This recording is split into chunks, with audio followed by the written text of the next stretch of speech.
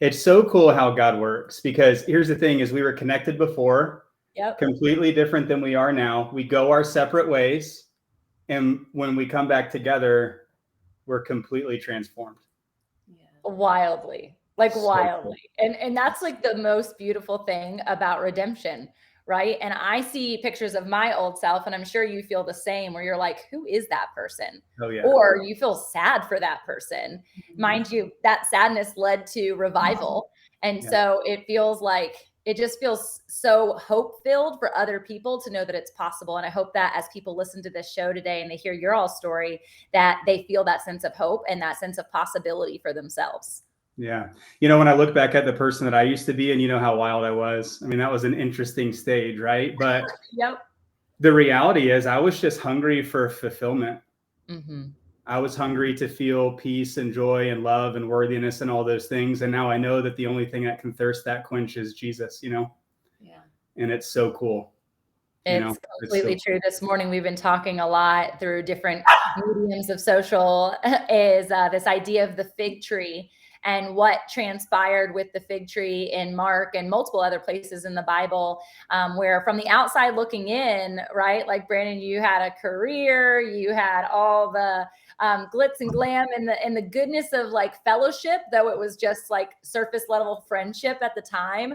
And even money, right? I feel like you, because of what you were doing for work, you were able to like be at a different caliber at such a young age, which God was just sharpening you. He was shaping you for what you and Amanda now have, being able to steward your finances. But it's just so crazy to know that what was is no longer. Like we literally had a dying of self season. And so even as I see you and I see what God's doing in your life, it's really, I just see so much of God. It's just like, I don't need to know your name. I don't need to have your face. I just see you guys glorifying God everywhere you go. And it's hard to do that both as a married entity and also through the way and shape, because your marketplace minister is no different than I am. So let's get into the meat and potatoes. Where are you guys going? Let's do this. You lead the conversation. Whatever questions you have, we're here. We're an open book. We're an open book. So I guess knowing that so much of our community is discussing business and faith and the combination of both, and knowing that you had this starting point that was probably no different than a majority of our listeners, right? It was that 20-year-old time frame where you're just prodigal, you're hungry, and the world is giving you everything besides Jesus.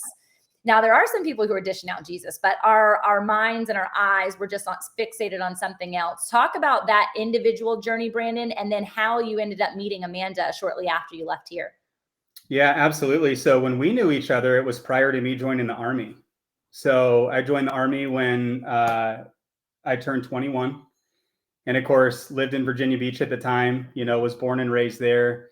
And it's funny because when I look back at the reason that I joined the Army, I thought I was joining the Army because I wanted to change my life financially, but really that was like a vehicle that God was using to remove me from an environment that I needed to be removed from.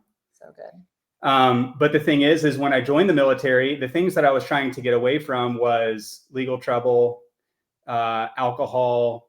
I grew up in a mentally and physically abusive environment as a kid. And so I think that internally, subconsciously, I was trying to kind of change the environment, and trying to escape some of that old hurt and confusion, because it was kind of associated, I guess, with like just the geographical area that I grew up in, And so, but something funny happened when I joined the Army because did I increase my income from what I was earning before? Well, I didn't have to do much to increase my income from doing before. So that happened almost automatically. But the things that I was struggling with hadn't yet been fixed. Yeah. And so more money just made me more of who I was in a different environment. And so my drinking got worse. A lot of the things that I struggled with got worse. My anger and rage got worse. Some of the toxic character traits that I had got worse. And here's the cool thing though, and I'll just fast forward through this part because I could talk about, the 9 years that I was in the military for 3 days probably, but but God used that, getting me in a vehicle that would then take me around the world and ultimately land me in Clarksville, Tennessee, where I met Amanda. Yeah. And even though there was struggle and trouble and all of that stuff kind of intermingled in, you know, even the 9-year journey when I was in the military.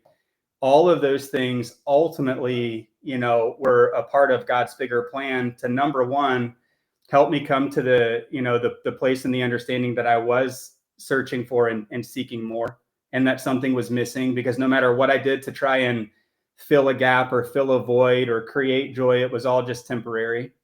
Yeah. And I was always brought back to that feeling of emptiness and loneliness and all those things. But, you know, I kind of think about it as like jumping across rocks across the river to get to the other side. I know that you and Gary and your kids are big adventurers, right? And so you guys know that. Sure.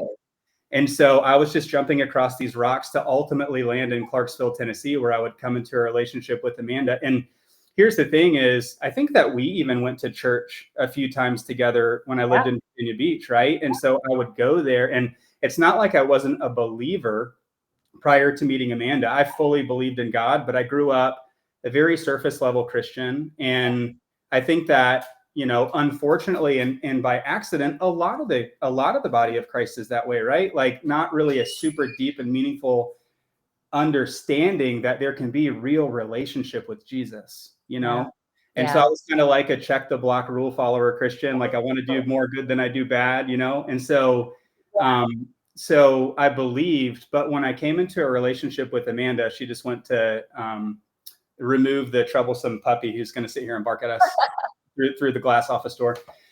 But I came to a place when I met Amanda that I saw something so different about her, and she had this just like peace and joy, and it was so attractive to me. And she invited me to come to church with her family, and I got baptized by water on a Sunday morning when I was hungover, and you know, that temporarily changed my life. I mean, I felt the peace of the Lord like I never had before.